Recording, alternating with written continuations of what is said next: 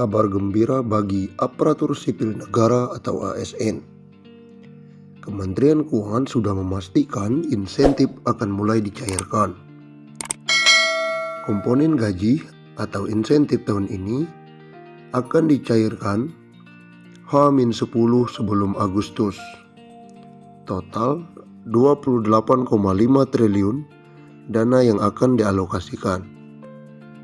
Dengan pembagian 14,6 triliun rupiah dari APBN diberikan kepada PNS pusat termasuk TNI, Polri, dan pensiunan, dan 13,89 triliun dari APBD untuk PNS daerah. Sementara itu, pembagian insentif melalui kartu prakerja kembali berlanjut.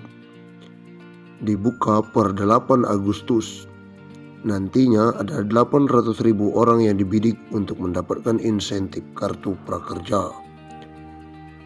Nominalnya tidak berubah. Total peserta akan mendapatkan Rp3.500.000 yang terdiri dari Rp1 juta beasiswa, insentif sebesar Rp600.000 yang diberikan selama 4 kali atau 4 bulan. Kemudian 3 kali insentif survei dengan total Rp150.000. Pemerintah pun berencana menambah 5 mitra platform digital dari yang sudah ada sekarang, yakni 8 platform. Demikian juga tambahan 16 lembaga pelatihan dari 165 yang telah berpartisipasi. Serta 4 mitra pembayaran, namun semua masih tahap asesmen. Nah, untuk jenis pelatihan sebelumnya sudah ada 1.338 jenis pelatihan pensiun pegawai dan pensiun janda atau duda harga hingga Rp1 juta. Namun pilihan akan semakin banyak dan menambah 362 jenis dan pensiun dan janda atau duda sebagai jaminan hari tua dan penghargaan atas jasa-jasa dalam dinas pemerintah kepada pegawai negeri yang sesuai dengan ketentuan-ketentuan dalam Undang-Undang Kepegawaian. Undang-Undang tentang pensiun pegawai dan pensiun janda atau duda. Pensiunan pegawai dan pensiunan janda atau duda menurut undang-undang diberikan sebagai jaminan hari tua dan sebagai penghargaan atas jasa-jasa pegawai negeri selama bertahun-tahun bekerja dalam dinas pemerintah. Pensiunan pegawai, pensiun janda atau duda, dan tunjangan-tunjangan serta bantuan-bantuan di atas pensiun yang dapat diberikan berdasarkan ketentuan-ketentuan dalam undang-undang. Bagi pegawai negeri sipil atau bekas pegawai negeri sipil yang terakhir sebelum berhenti sebagai pegawai negeri sipil atau meninggal dunia, berhak menerima gaji atas beban anggaran pendapatan dan belanja negara.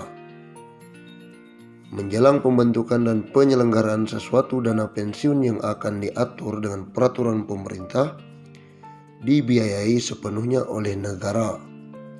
Sedangkan pengeluaran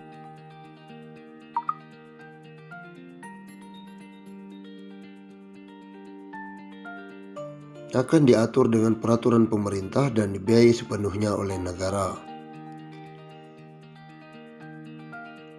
Bagi pegawai negeri atau bekas pegawai negeri yang tidak termasuk di atas, dibiayai oleh dana pensiun yang dibentuk dengan penyelenggaraan yang diatur peraturan pemerintah.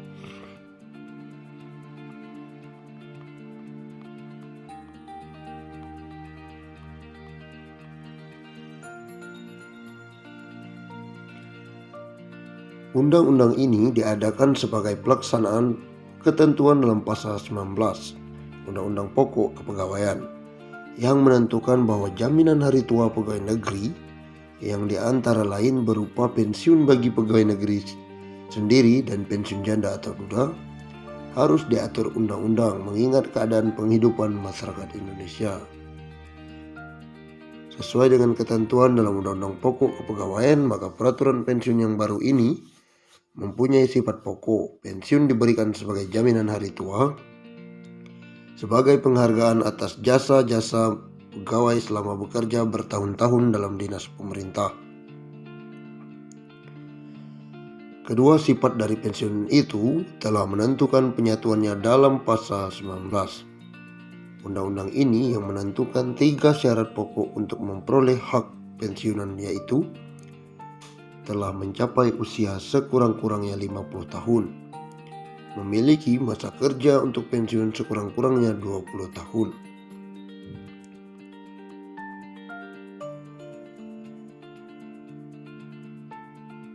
Golongan-golongan pegawai yang termasuk dalam arti pegawai negeri menurut pasal: pertama, pegawai negeri sipil pusat; yang kedua, pegawai daerah otonom; yang ketiga, pegawai perusahaan atau bank negara, yang memiliki ketiga unsur kepegawaian termaksud dalam Undang-Undang Pokok Kepegawaian. Dengan gaji terakhir yang berhak diterima dimaksudkan juga gaji menurut pangkat anumerta. Ada tunjangan juga dari pemerintah. Yang dimaksud dengan tunjangan umum dan bantuan umum ialah tunjangan untuk bantuan yang pemberiannya tidak tergantung dari jabatan atau pekerjaan pegawai negeri, melainkan diberikan dengan rangka kesejahteraan jaminan sosial pegawai negeri. Berhubung dengan sifatnya sebagai jaminan hari tua, ditetapkan batas usia minimum yang harus telah dicapai oleh pegawai untuk mendapat hak atas pensiun, yaitu umur sekurang-kurangnya 50 tahun. Dari syarat tentang batas usia minimum tersebut dikecualikan pegawai yang harus diberhentikan sebagai pegawai negeri karena keadaan jasmani atau rohani. Pegawai-pegawai pada badan-badan pemerintah yang memenuhi syarat kepribadian dan kesetiaan, maka ditentukan pula sebagai syarat untuk mendapat hak pensiun bahwa pegawai yang bersangkutan diberhentikan sebagai pegawai negeri dengan sebutan dengan hormat. Karena pemberian pensiun dimaksudkan juga sebagai penghargaan atas jasa-jasa pegawai dalam dinas pemerintah, maka ditentukan pula minimum masa kerja yang wajar sebagai syarat untuk dapat diberikan dana pensiun, yaitu sekurang-kurangnya 20 tahun.